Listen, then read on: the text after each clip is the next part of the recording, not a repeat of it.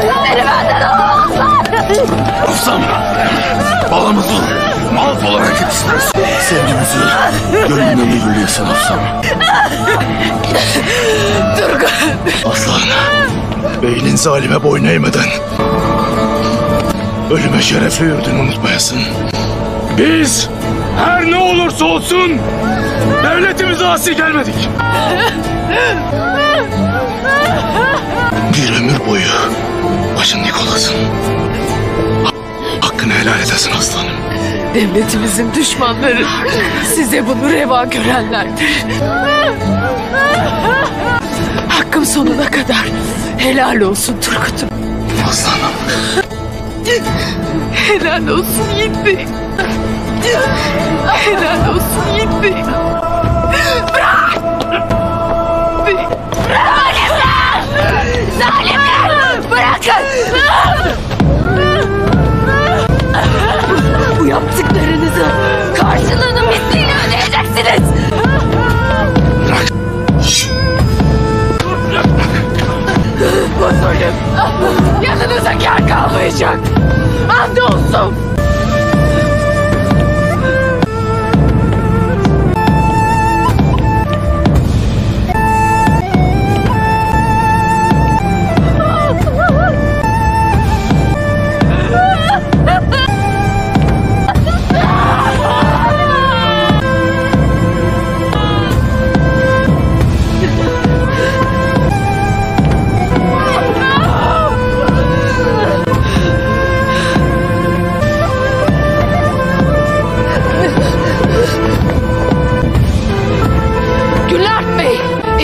Bedelini er geç ödeyecek. Kınarak, mahvettikleri kalede onları asarak kendi ölümüne hazırlarsın.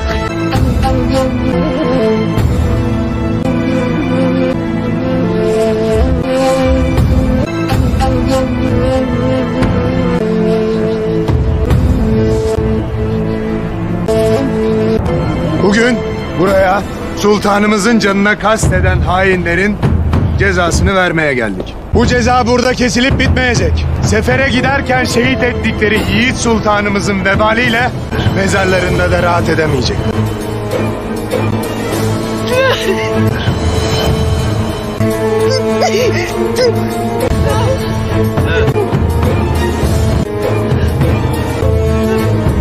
Arkalarında bıraktıkları obalara gelince...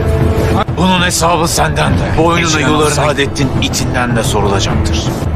Evelallah. Murat Bey, bir ölür, bin diriliriz inşallah. Haklarınız yanınıza kâr kalmayacaktır. Kimsenin devletimize isyan etmesine izin vermeyeceğim. Yolunuz cehennem olsun.